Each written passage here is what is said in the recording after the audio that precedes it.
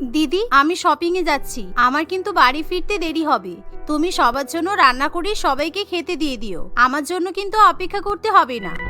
আজকে আবার শপিং করতে যাবে মানে? এই তো কালকে নিজের জন্য গাউন, ড্রেস আরো কত কিছু কিনে আনলে, আজকে আবার শপিং করতে যাবে? সত্যি তোমার বাইরে ঘুরে ঘুরে জামা কাপড় কিনে বাইরের প্রতি মন চলে গেছে। তুলিকা তার বড় জায়ের কথা শুনে খুবই বিরক্ত বোধ করে, কারণ সে শপিং মলে ঘুরে ঘুরে শপিং করতে ভীষণই পছন্দ করে।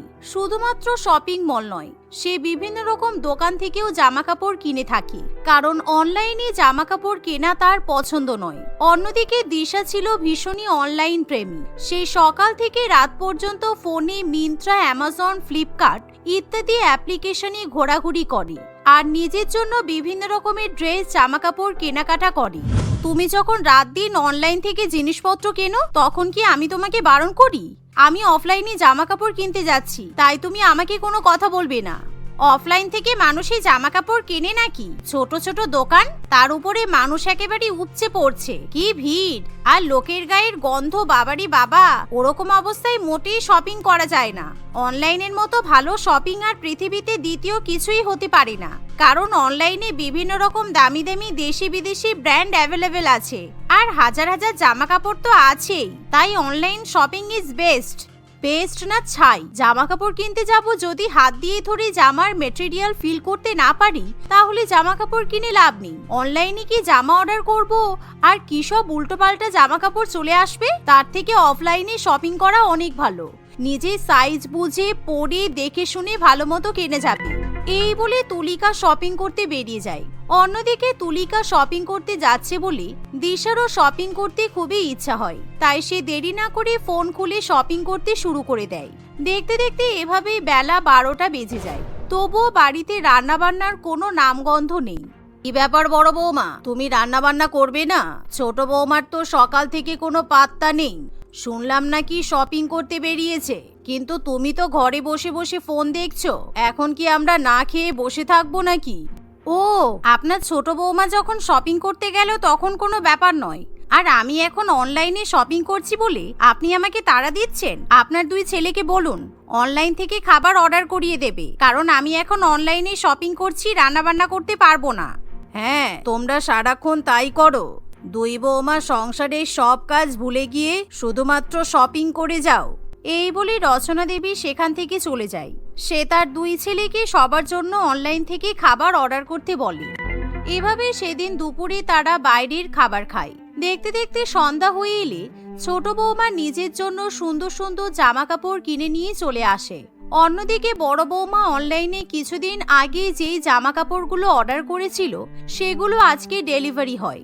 সুতরাং দুই বৌমা নিজেদের জামা কাপড় নিয়ে বসে। ওয়াও, আমার এই গাউনটা কি সুন্দর হয়েছে, অনলাইনে এত সুন্দর গাউন পেয়েছি, সত্যিই দারুণ। আচ্ছা তুলিকা, বলো তো এই গাউনটার কত দাম হতে পারে? এ কি দিদি, তুমি তো পুরো আমার মতো সেম ড্রেস কিনেছো। এই দেখো আমার এই ড্রেসটা দেখো, আজকে আমি শপিং করতে গিয়ে পুরো সব্যসাচী ডিজাইনের রেপ্লিকা অনেক কম দামে নিয়ে এসেছি। তুমি ভাবতেই পারবে না এই জামাটার মাত্র 3000 টাকা দাম। আমি অনলাইনে এই একই জামা 1 লক্ষ টাকায় দেখেছিলাম। দিশা তুলিকার অত সুন্দর ড্রেস দেখে একেবারে অবাক হয়ে যায়, কারণ তার ভীষণই হিংসা হয়। এমন সময় যে করে হোক দিশাকে তার নিজের জামা কাপড়কে বড় করে দেখাতেই হবে। তাই দিশা মিথ্যা কথা বলতে শুরু করে। কি 3000 টাকা? তোমাকে একেবারে ঠকিয়ে নিয়েছে, কারণ আমি এই জামাটা অনলাইন থেকে মাত্র 1000 টাকা দিয়ে কিনেছি, আর পুরো অরিজিনাল, তোমার মতো নকল নয়। ভাগ্যিস আমি অফলাইনে জামা কাপড় কিনি না, না হলে তোমার মতো আমাকে ঠকিয়ে দিত। আর তুমি মনে হয় অনলাইনে ভুল দেখেছো, কখনোই এরকম জামা 1 লক্ষ টাকা হতেই পারে না। তুমি 1000 টাকা দিয়ে তোমার এই জামাটা কিনেছো? আমি তো বিশ্বাস করতে পারছি না, এত সুন্দর জামা এত কম দাম হতে পারে। তা নয় তো কি, ভাগ্যিস অনলাইনের ব্যবস্থা হয়েছিল, না হলে দোকানদারগুলো পুরো একেবারে ডাকাতি করে টাকা নিয়ে নিত। ইস, তুমি অফলাইনে জামা কাপড় কিনে ঠকে গেলে। এই জন্য তোমাকে বারবার বলেছি তুমি অনলাইন থেকে জামা কাপড় কেনো, কিন্তু তুমি তো আমার কথা শুনবেই না। দিশা এই কথা বললেই তুলিকা মনে মনে খুবই হিংসা করতে শুরু করে। কিছুক্ষণ পর তুলিকা যখন সেখান থেকে চলে যায় তখন তুলিকা বাইরের দোকান থেকে ওই জামাটা 3,000 টাকা দিয়ে কিনে নিয়ে এসেছে, আর আমি অনলাইন থেকে এই গাউনটা 10,000 টাকা দিয়ে কিনেছি। আমি কেন অনলাইন থেকে এই জামাটা কিনতে গেলাম? 10,000 টাকা কম নাকি? আমার মনে হয় নিশ্চয়ই ওই জামাটার কোনো সমস্যা আছে, সেই কারণেই ও 3,000 টাকাতে পেয়েছে। না হলে এমনি এমনি ওর কাছে অফলাইনে 3,000 টাকা নেবে আর আমার কাছ থেকে 10,000 টাকা নেবে? না না, এটা হতে পারে না। দিশা এসব কথা ভেবে রাত্রিবেলা কিছুতেই ঘুমাতে পারে না। এভাবেই দেখতে দেখতে কিছুদিন কাটে। একদিন ছোট বৌমা যখন সবার ঘর পরিষ্কার করতে যায়, তখন সে তার বড় জায়ের ঘরে গিয়ে দেখে তার ঘরে অনলাইন থেকে কেনা জামা কাপড় এক জায়গায় জমানো আছে, কিন্তু সেই জামা কাপড়গুলো সে এখনো পরেনি বলে সেই জামার ট্যাগগুলো জামার গায়েই ঝোলানো থাকে। একবার জামা কাপড়গুলো দেখি তো দিদি কত দাম দিয়ে অনলাইন থেকে কিনেছে, কারণ আমি যখন জিজ্ঞাসা করি তখন ইচ্ছা করে মনে হয় আমাকে দাম কমিয়ে কমিয়ে বলে। নিজের অনলাইন শপিংকে বড় করে দেখানোর জন্য দিদি যা ইচ্ছা তাই করতে পারি। এই বলে তুলিকা যখন সেই জামা কাপড়গুলো দেখতে শুরু করে তখন তার সামনে সেই ড্রেসটা চলে আসে। সেই জামার ট্যাগ দেখে সে একেবারে অবাক হয়ে যায়, কারণ সেখানে জামার দাম 10,000 টাকা লেখা থাকে। এ বাবা, কি সাংঘাতিক মিথ্যে কথা! আমাকে বললো জামাটা নাকি অনলাইন থেকে 1,000 টাকায় কিনেছে, আর এখানে তো 10,000 টাকা লেখা। আমি সেদিন থেকে শুধু ভাবছি যে দোকানদারটা আমাকে ঠকিয়ে দিল, আর আমি দোকানটাতে গিয়ে ঝগড়া করে টাকাটা ফিরিয়ে নিয়ে আসবো এটাও ভেবেছিলাম, কিন্তু দিদি আমাকে এভাবে মিথ্যা কথা বলল। ঠিক আছে, আমিও মজা দেখাবো। এভাবেই দেখতে দেখতে আরো কয়েকটা দিন কেটে যায়। একদিন ছোট বৌমা যখন রান্নাঘরে রান্না করে তখন বড় বৌমা বাথরুমে স্নান করে, তখন বারবার দরজার বেল বাজতে থাকে। এমন সময় দিশা বাথরুম থেকেই বলে, এই তুলিকা, আমি অনলাইনে কয়েকটা শাড়ি অর্ডার করেছিলাম, মনে হয় চলে এসেছে। একবার দরজাটা খুলে পার্সেলগুলো নিয়ে নাও তো। অনেকগুলো পার্সেল আছে, তুমি কিন্তু দেখে শুনে নেবে। প্রায় 10টার মতো পার্সেল, আগে থেকেই পেমেন্ট করা আছে কিন্তু। এই শুনে তুলিকা দরজা খুলে তার বড় জায়ের পার্সেলগুলো নিয়ে নেয়। সে ঠিকমতো গুনে গুনে দেখে সেখানে 10টা পার্সেল আছে, কিন্তু হঠাৎই তার মাথায় একটা দুষ্টু বুদ্ধি খেলে ওঠে। সে সঙ্গে সঙ্গে দুটো পার্সেল খুলে তার থেকে ভালো ভালো দুটো দামি শাড়ি বার করে নেয়, আর সেই প্যাকেটের মধ্যে দুটো ইট ভরে দেয়। তুলিকা যখন সেই 10টা পার্সেল তার বড় জাকে দিতে যায় তখন, এই শাড়িগুলোর জন্য আমি কবে থেকে অপেক্ষা করছিলাম। তুলিকা, আমি এক একটা যা হিরোইনদের মতো শাড়ি কিনেছি, তুমি দেখলে একেবারে অবাক হয়ে যাবে। দাঁড়াও, তোমাকে 10টা শাড়ি দেখাচ্ছি। হ্যাঁ, শাড়িগুলো দেখাও, আমিও দেখতে চাই। দিশা যখন তুলিকাকে শাড়িগুলো দেখাতে শুরু করে তখন সে দুটো প্যাকেট খুলে একেবারে আকাশ থেকে পড়ে, কারণ সেই প্যাকেটের মধ্যে সব থেকে দামি দামি শাড়ির বদলে দুটো বড় বড় ইট ভরা থাকে। আর যা দেখে দিশা একেবারে চিৎকার করে ওঠে, এ কি, আমার সব থেকে দামি দুটো জর্জেটের শাড়ি কোথায় গেল? এর মধ্যে ইট রাখা আছে কেন? তুলিকা, তোমাকে বারবার বললাম তুমি পার্সেলগুলো একটু দেখে নাও, আর তুমি না দেখলে ওই বদমাইশ ডেলিভারি বয় মনে হয় দুটো শাড়ি পরিবর্তন করে দুটো ইট ভরে দিয়ে চলে গেছে। এবার কি হবে? আমার 20,000 টাকা লোকসান হয়ে গেল। সে কি কথা দিদি, ওরকম করে প্যাকেট খুলে দেখতে দেয় নাকি? আর তার থেকে বড় কথা, তুমি তো বলো অনলাইন নাকি খুব ভালো, অনলাইনে সস্তায় ভালো ভালো জিনিস পাওয়া যায়, তাহলে এখন অনলাইনে সস্তায় শাড়ির বদলে ইট দিচ্ছে? ছি, ভাগ্যিস আমি অনলাইন থেকে কখনো কিছু কিনি না, কখন তোমার মতো আমাকেও ইট ধরিয়ে দিয়ে চলে যাবে। আচ্ছা ঠিক আছে, চুপ করো এবার, আমি অনলাইনে কমপ্লেন করব, তাহলে আমি হয়তো আমার দামি শাড়ি দুটো পেয়ে যাব। বেশ হয়েছে, সবসময় আমি অফলাইনে শপিং করি বলে তুমি আমাকে অনেক ছোট করো। সেদিন কিরকম আমাকে মিথ্যা কথা বলে দিলে যে ড্রেসটার দাম নাকি 1,000 টাকা। যত সব আজেবাজি কথা। এই ভেবে তুলিকা আবার রান্নাঘরে গিয়ে সবার জন্য রান্নাবান্না করতে থাকে। অন্যদিকে দিশা হাজারবার অনলাইন সাইটে কমপ্লেন করলেও তাকে আর সেই শাড়ি দুটো দেওয়া হয় না, কারণ সেলারের কোনো দোষ নেই। এভাবেই দেখতে দেখতে কিছুদিন কাটে। একদিন তুলিকা যখন শপিং করতে যাবে তখন, আমার কাছে পরার মতো কিছু নেই, যে কটা অনলাইন থেকে জামা কাপড় কিনেছিলাম সব পরে ফেলেছি, এবার বিয়ে বাড়িতে আমি কি পরে যাব কি জানি। তুলিকা, তুমি কি শপিং করতে যাচ্ছ? তাহলে আমিও তোমার সাথে যাব, কারণ এখন যদি আমি অনলাইনে কিছু অর্ডার করি তাহলে এত তাড়াতাড়ি আসবে না। এই বলে সেদিন দুই বৌমা একসাথে অফলাইনে শপিং করতে যায়। তুলিকা নিজের জন্য ভালো ভালো শাড়ি পছন্দ করলেও দিশার যেন কিছুই পছন্দ হয় না, কারণ সে অনলাইনে শপিং করতে অভ্যস্ত। এমন সময় তুলিকা দিশাকে একটা ভালো ড্রেস পছন্দ করে দেয়। এভাবেই কেনাকাটা করে দুজনে বাড়িতে ফিরে আসে। বাড়িতে এসে তুলিকা সেজেগুজে তৈরি হয়ে নেয়, কিন্তু দিশা যখন সেই ড্রেসটা পরে তখন সে দেখে যে ড্রেসের মধ্যে একটা বড় ফুটো আছে, যা দেখে দিশা খুবই রেগে যায়। এই তুলিকা, এই দেখো, আমি তোমার সাথে অফলাইনে শপিং করতে গেলাম আর তুমি আমাকে একটা ছেঁড়া ফাটা ফুটো ড্রেস পছন্দ করে দিলে। এই কারণেই আমি অফলাইন থেকে শপিং করতে চাই না। তুমি বললে অফলাইনে শপিং করা নাকি সব থেকে ভালো, সব দোষ তোমার। একদম ফালতু কথা বলবে না। তুমি আসলে অফলাইনে দেখে শুনে জামা কাপড় কিনতেই পারো না, তাই আমি তোমাকে পছন্দ করে দিয়েছি। আর তুমি তোমার জামা দেখে নাওনি কেন? কোথায়? আমার সাথে তো কখনো এরকম হয় না। আর সেদিন তুমি 10,000 টাকা দিয়ে অনলাইন থেকে ড্রেস কিনে আমাকে বললে তুমি নাকি 1,000 টাকা দিয়ে কিনেছো। মানুষকে কি বোকা পেয়েছো? তাই জন্যই তোমার সাথে আজকে এরকম হয়েছে। হ্যাঁ, ভালো করেছি। আর তুমি কি ভেবেছো আমি কিছুই জানি না? আমি ভালো মতোই জানি। সেদিন তুমি আমার ওই দুটো শাড়ির প্যাকেটে দুটো বড় বড় ইট ভরে দিয়েছিলে, কারণ আমি অনলাইনে কমপ্লেন সেন্টারে ফোন করে বারবার জিজ্ঞাসা করেছিলাম। ওরা বলেছে যে শাড়ি ডেলিভারি হয়েছে, ওখান থেকে কোনো রকম কোনো ডিসপুট হয়নি। এরকম কথা শুনে তুলিকা ভয় পেয়ে গেলেও সে জোর গলায় ঝগড়া করতে শুরু করে দেয়। এভাবে অফলাইন ভার্সেস অনলাইনে কেনা জামা কাপড় নিয়ে দুই বৌমার মধ্যে ঝগড়া একেবারে তুমুলে উঠে যায়, আর তার পরিবারের লোকেরা একেবারে অতিষ্ঠ হয়ে ওঠে। তোমরা দয়া করে এবার চুপ করো। বিগত 2 ঘন্টা ধরে নিজেদের মধ্যে ঝগড়া করে যাচ্ছ। ঘড়ির দিকে তাকিয়ে দেখো, রাত 10টা বাজে। আমাদের আর বিয়ে বাড়ি যাওয়া হবে না। তুমি তোমার অফলাইন থেকে কেনা ড্রেস নিয়ে বসে থাকো, আর বড় বৌমা তুমি তোমার অনলাইন থেকে জামা কাপড় কেনা নিয়ে ঝগড়া করো। তোমাদেরকে কিছু বলাই বৃথা। শাশুড়ি মা এই বলে ঘরে চলে যায়, কিন্তু দুই বৌমা এবার নিজেদের কৃতকার্যের জন্য ভীষণই লজ্জিত বোধ করে, কারণ সত্যিই তারা এতদিন ধরে অনলাইন এবং অফলাইন থেকে জামা কাপড় কেনা নিয়ে নিজেদের মধ্যে অনেক সমস্যার সৃষ্টি করে ফেলেছে। তাই তারা আর কোনো রকম কোনো ঝামেলা করতে চায় না। সেদিনের পর থেকে দুই বউয়ের যখন যা ইচ্ছা হয় তারা অফলাইন থেকে শপিং করে কিংবা ইচ্ছা হলে অনলাইন থেকে শপিং করে, কিন্তু কেউ কারোর সাথে ঝগড়া করে না কিংবা কেউ কাউকে ছোট করে না। গোপাল, তার বউ চন্দ্রিমা এবং 1 বছরের মেয়ে মিষ্টির সঙ্গে বাস করত। 3 জনেরই খুবই হাসি খুশি পরিবার ছিল তাদের। একদিন বাচ্চা মেয়ে মিষ্টি খুবই কান্নাকাটি করছিল। ওরে বাবা রে, কাঁদে না আমার সোনা মা। চলো আমরা একটু বাইরে থেকে ঘুরে আসি। চন্দ্রিমা, তুমি দুধ গরম করো, এর খিদে পেয়েছে মনে হচ্ছে।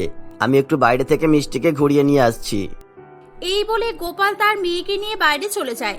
বাইরে গিয়ে গোপাল তাদের এক প্রতিবেশীর সঙ্গে গল্প করতে থাকে। এদিকে চন্দ্রিমা রান্নাঘরে দুধ গরম করতে গিয়ে ভুলবশত তার শাড়িতে আগুন ধরে যায়। সে সেটা খেয়াল করে না। মুহূর্তের মধ্যেই আগুন তার সারা শরীরে ছড়িয়ে পড়ে। সে চিৎকার করে দৌড়াদৌড়ি করতে থাকে। গোপাল চন্দ্রিমার চিৎকার শুনে ছুটে আসে। সে কোনো রকমে চন্দ্রিমার গায়ের আগুন নেভানোর চেষ্টা করে, কিন্তু ততক্ষণে চন্দ্রিমার সর্বশরীর পুড়ে গিয়েছিল। কি হয়ে গেল? উপরবেলা তুমি আমার বউকে বাঁচিয়ে নাও। চন্দ্রিমা, তোমার কিচ্ছু হবে না, আমি তোমাকে হসপিটালে নিয়ে যাচ্ছি। না গোপাল, আমি আর বাঁচবো না। আমাকে হসপিটালে নিয়ে গিয়ে কোনো লাভ হবে না। তুমি আমাকে কথা দাও, আমার মেয়েকে তুমি ভালো রাখবে। আমার মেয়ের যেন কোনো কষ্ট না হয়। কথা দাও আমাকে। আমার মেয়েকে আমি তোমার কাছে দিয়ে গেলাম, তুমি ওকে কোনোদিনও কোনো দুঃখ কষ্ট দিও না। হ্যাঁ, আমি কথা দিচ্ছি, আমাদের মেয়েকে আমি খুব ভালো করে রাখবো, কিন্তু তোমার কিচ্ছু হবে না। গোপাল চন্দ্রিমাকে হসপিটালে নিয়ে যেতে যেতেই চন্দ্রিমা মারা যায়। গোপাল কান্নায় ভেঙে পড়ে। সে তার মেয়েকে কিভাবে মানুষ করবে, এখন সেটাই তার কাছে অনেক বড় একটা চিন্তার কারণ হয়ে দাঁড়ায়। ছোট দুধের শিশুকে গোপালের পক্ষে মানুষ করা সম্ভব হচ্ছিল না। গোপালের আত্মীয় স্বজন পাড়াপড়শি গোপালকে দ্বিতীয় বিয়ে করতে বলে। গোপাল অনেক ভাবনা চিন্তা করার পর শ্রীমা নামে একটি মেয়েকে বিয়ে করে। শ্রীমাকে বিয়ে করার কারণ ছিল শ্রীমা খুবই ভালো মনের একজন মানুষ ছিল। সে মিষ্টিকে মায়ের ভালোবাসা দিয়ে বুকে টেনে নিয়েছিল। 1 বছর পর গোপাল ও শ্রীমার জীবনে লিপির আবির্ভাব হয়। গোপাল ভেবেছিল এবার হয়তো মিষ্টির প্রতি শ্রীমার ভালোবাসা কমে যাবে, কিন্তু সেটা একেবারেই হয়নি। শ্রীমা মিষ্টি এবং লিপিকে সমানভাবে ভালোবাসতে থাকে। মা দেখো না, লিপি আমার খাবার খেয়ে নিচ্ছে। ও নিজের খাবার খেয়ে আমার খাবারে হাত দিচ্ছে। কেন রে, তুই তোর খাবারগুলো খেয়ে তোর দিদির খাবার খাচ্ছিস কেন? আমি দেখেছি তুই কিন্তু সবসময় এমন করিস। তোদের দুজনকে তো সমানই খাবার দিয়েছিলাম আমি। আমি বেশি খাবার খাবো, তুমি আমাকে বেশি খাবার দাও না কেন? তুমি তার মানে আমাকে বেশি ভালোবাসো না, তুমি দিদিকে বেশি ভালোবাসো, তাই তো? এসব কথা তোর মাথায় আসে কিভাবে? তোরা দুজনেই আমার মেয়ে, আমি তোদের দুজনকেই সমানভাবে ভালোবাসি। তোর আরো খাবার লাগলে তুই আমাকে এসে বলবি তো। দিদির ভাগের খাবার কেন খাবি? আয় আমার সাথে আয়। মিষ্টি, তুই খেয়ে নে মা। এভাবে দেখতে দেখতে অনেকগুলো বছর কেটে যায়। দুই বোন একই স্কুলে একই কলেজে পড়াশোনা করে শিক্ষিত হয়ে উঠেছিল। ছোটবেলা থেকেই লিপি তার দিদি মিষ্টির উপর খুবই হিংসা করত, কিন্তু বড় হওয়ার সঙ্গে সঙ্গে মিষ্টির উপর তার হিংসাও বহুগুণে বেড়ে গিয়েছিল। মিষ্টিকে কখনোই নিজের দিদি বলে মেনে নিতে পারত না। এরকম ভাবেই সময় কাটতে থাকে। তাদের দুই মেয়ে বিবাহ উপযোগী হয়ে ওঠে। গিন্নি, আমাদের দুই মেয়ে তো বড় হয়ে গেল, এবার তো এদের দুজনের বিয়ের জন্য ছেলেও দেখতে হবে, কি তাই তো? হ্যাঁ, সে তো। মেয়ে সন্তান একদিন না একদিন বিয়ে তো দিতেই হবে। শোনো না, আমরা যদি দুই মেয়েকে একই বাড়িতে বিয়ে দিই তাহলে কেমন হবে? দুই বোন সারা জীবন একসঙ্গে থাকতে পারবে। আর এদের দুজনের বয়সেরও তো বেশি পার্থক্য নেই, মাত্র 2 বছরের ছোট বড়। লিপি তাদের বাবা মায়ের কথা লুকিয়ে লুকিয়ে শুনছিল। সে তাদের সামনে এসে বলে, না, আমি দিদির সঙ্গে একই বাড়িতে বিয়ে করব না। তোমরা দিদিকে নিজের মেয়ে বলে মনে করতে পারো, কিন্তু আমি জীবনেও ওকে আমার নিজের দিদি বলে মনে করতে পারবো না। ছোটবেলা থেকে তোমরা সব সময় ওকে বেশি ভালোবেসেছো। আমার কি মনে হয় জানো মা, আমি তোমার সৎ মেয়ে, আর মিষ্টিই বুঝি তোমার নিজের মেয়ে। তুই কি কোনোদিনও পাল্টাবি না? হ্যাঁ, তুই এরকম হয়ে যাচ্ছিস কেন বলতো? আমি কি আজ পর্যন্ত তোদের দুজনের মধ্যে ভেদাভেদ করেছি যে তুই এত হিংসা করিস? মিষ্টি তোকে কত ভালোবাসে জানিস? সব সময় তোর কথা চিন্তা করে, আর তুই সারা জীবন ওর উপর হিংসা করেই গেলি। আমি এত কথা শুনতে চাই না। মিষ্টির গুণগান আমার সামনে গাইবে না। ওর গুণগান শুনে শুনে আমার কান পচে গেছে। তোমরা তোমাদের বড় মেয়ের আগে বিয়ে দাও, তারপর আমার বিয়ে দেবে। ওর সঙ্গে একই বাড়িতে আমাদের দুজনের বিয়ে দেওয়ার বৃথা চেষ্টা করবে না। এই কথা শুনে গোপাল এবং শ্রীমা তাদের বড় মেয়েরই আগে বিয়ে দেবে বলে ঠিক করে। মিষ্টির জন্য তারা ছেলে দেখা শুরু করেছিল, কিন্তু মিষ্টি আগে থেকেই শুভজিৎ নামে একটি ছেলেকে পছন্দ করত। তার বাবা মা তার জন্য ছেলে দেখা শুরু করেছে শুনে সে একদিন তার মাকে বলে, মা, তোমার সঙ্গে একটা কথা ছিল, কিন্তু বলতে খুব ভয় করছে। কেন ভয় কিসের? আমি তো তোর মা হই, আর মা মানে তো বন্ধুর মতোই। বল মা, কি বলবি? কোনো ভয় নেই, বলে ফেল। মা, আসলে আমি একটা ছেলেকে খুব পছন্দ করি। ওর নাম শুভজিৎ। ও খুব ভালো, ভালো চাকরিও করে। তোমরা ওকে দেখলেই পছন্দ করবে। মা, আমি ওকে বিয়ে করতে চাই। তুমি প্লিজ বাবাকে বুঝিয়ে বলো না, আমার না খুব ভয় করছে। এতে ভয়ের কিছু নেই, আমি তোর বাবাকে বুঝিয়ে বলবো। তবে আগে আমরা দেখব ছেলেটা যদি ভালো হয় তবে ওর সঙ্গে তোর বিয়ে দিয়ে দেব, কারণ আমরা তোকে দুঃখ কষ্টে দেখতে পারবো না। শ্রীমা এই ব্যাপারে গোপালের সঙ্গে কথা বলে। শ্রীমার বাবা মা শুভজিৎ এবং তার বাবা মাকে তাদের বাড়িতে আসার জন্য বলে। কিছুদিনের মধ্যেই শুভজিৎ তার বাবা মাকে নিয়ে মিষ্টিদের বাড়িতে এসে উপস্থিত হয়।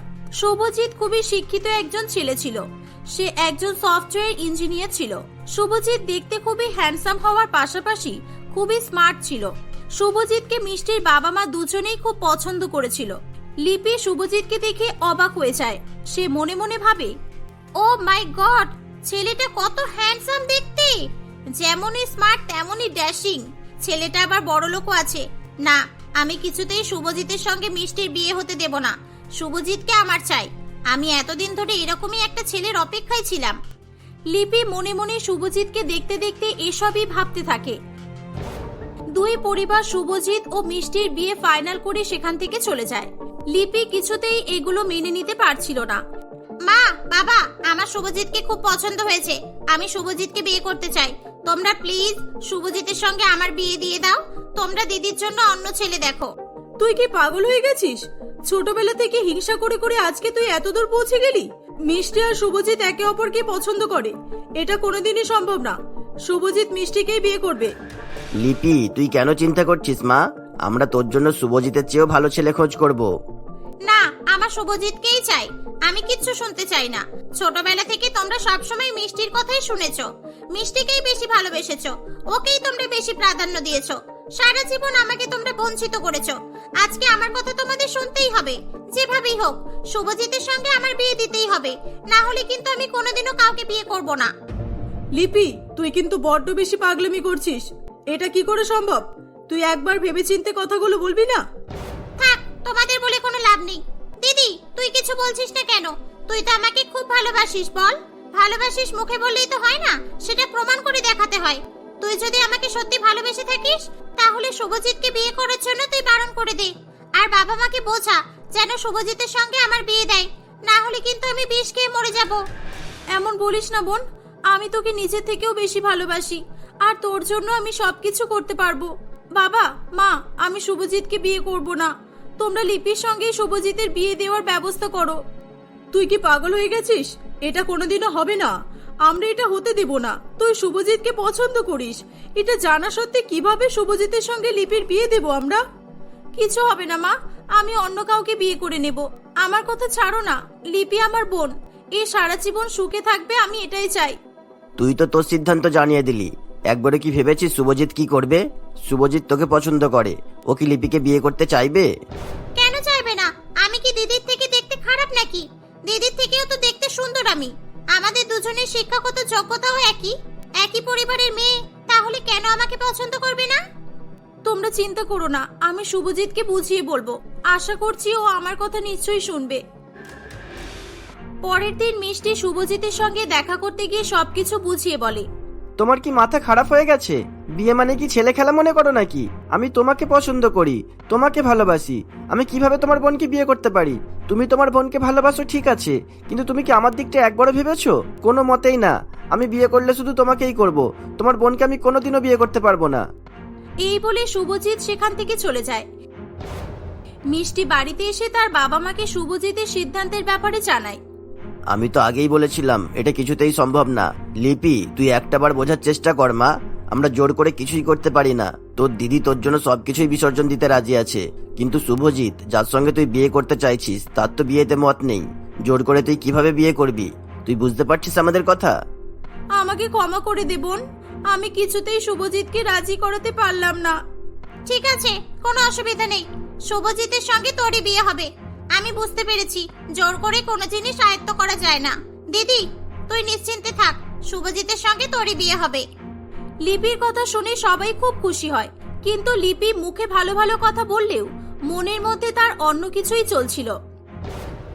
আমি কিছুতেই শুভজিতের সঙ্গে মিষ্টির বিয়ে হতে দেব না। তাতে যদি মিষ্টির প্রাণ আমাকে নিতে হয় আমি সেটাও নেব। শুভজিৎ শুধু আমার, আর আমি ওকে আয়ত্ত করেই ছাড়বো। মিষ্টির বাবা মা তার বিয়ের জন্য বন্দোবস্ত করতে শুরু করে দিয়েছিল। দেখতে দেখতে মিষ্টির বিয়ের দিন চলে আসে। সারা বাড়ি বিয়ের সাজে সেজে ওঠে। আজকে বিয়ের দিনই তোর শেষ দিন হবে মিষ্টি। এই বিষ মেশানো খাবার আমি তোকে খাওয়াবো।